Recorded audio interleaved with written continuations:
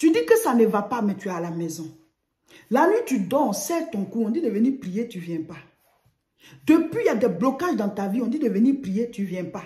Samedi 8 octobre, tout ça au Aubervilliers, on va prier. C'est la prière qui ouvre les portes. Personne ne peut ouvrir les portes spirituelles si ce n'est pas par la prière. Au nom de Jésus, tout genou fléchit dans les cieux, sur la terre et sous la terre. Lève-toi, rejoins-nous. Samedi 8 octobre à Aubervilliers, on va prier. Chaque fois qu'on prie, il y a tellement de témoignages. Il y a des vies débloquées, il y a des situations. Voilà, les gens, ils voient que j'avais droit à ça, on ne m'a pas donné. Quand j'ai prié, je retourne, on me donne.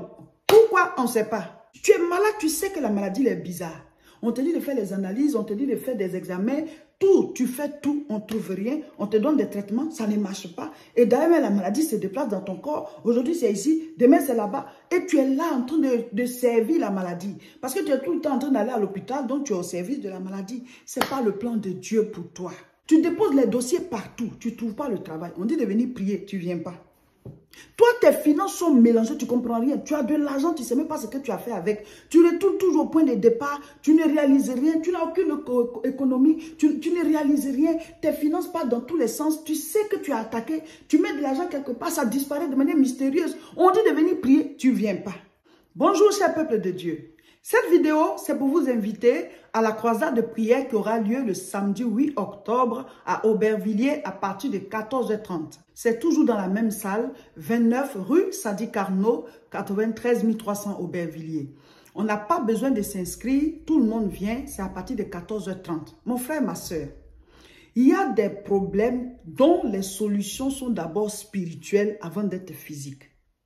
Il y a des barrières invisibles qui empêchent certaines personnes d'entrer en possession de leur héritage, d'entrer en possession de leur grâce, de leur bénédiction. Les portes sont fermées de manière spirituelle, tu ne comprends pas. Mon frère, ma soeur, c'est dans la prière qu'on ouvre les portes fermées. Parce que le monde est spirituel avant d'être physique. C'est par la prière que certaines portes s'ouvrent d'abord et physiquement, quand tu t'en vas, tu trouves les solutions. Il faut être connecté au Créateur par la prière.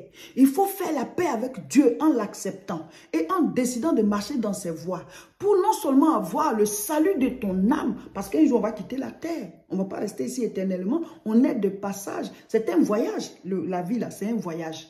Donc il faut d'abord que tu aies le salut de ton âme. Et en plus de cela, ce pourquoi tu es sur terre, là, tu n'es pas venu juste en balade, mais tu dois réussir, tu dois rayonner de la gloire de Dieu, tu dois posséder tes territoires, c'est tout un symbole. Il y a des choses qui sont à toi de manière spirituelle, tu dois les posséder, mais il y a des forces maléfiques, il y a des forces, il y a plusieurs paramètres qui empêchent certaines personnes d'entrer dans leur grâce. Mon frère, si tu ne veux pas prendre conscience de ça, tu deviens une victime de la situation. Ce n'est pas parce qu'une femme est belle qu'elle va forcément se marier. Ce n'est pas parce qu'un homme est beau qu'il va forcément se marier. Ce n'est pas parce que quelqu'un est marié qu'il va rester dans le couple jusqu'à la fin. Eh oui, les forces maléfiques combattent même les couples.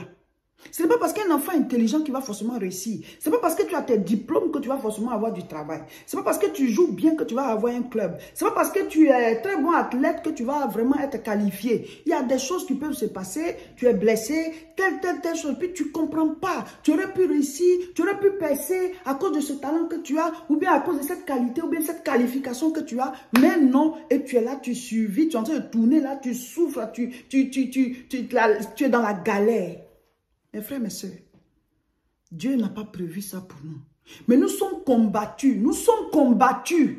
De la manière dont Adam et Ève ont été combattus par le diable, à travers le serpent. C'est comme ça que certaines situations représentent le serpent dans la vie des gens.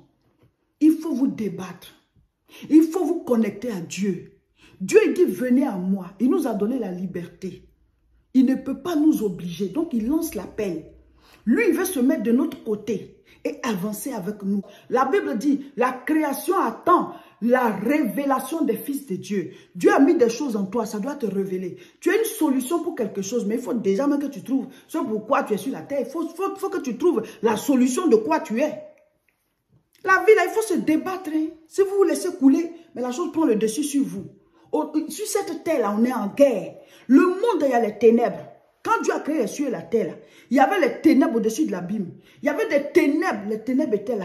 Mais l'Esprit de Dieu se mouvait. Quand Dieu a dit que la lumière soit, et la Bible dit la lumière fut.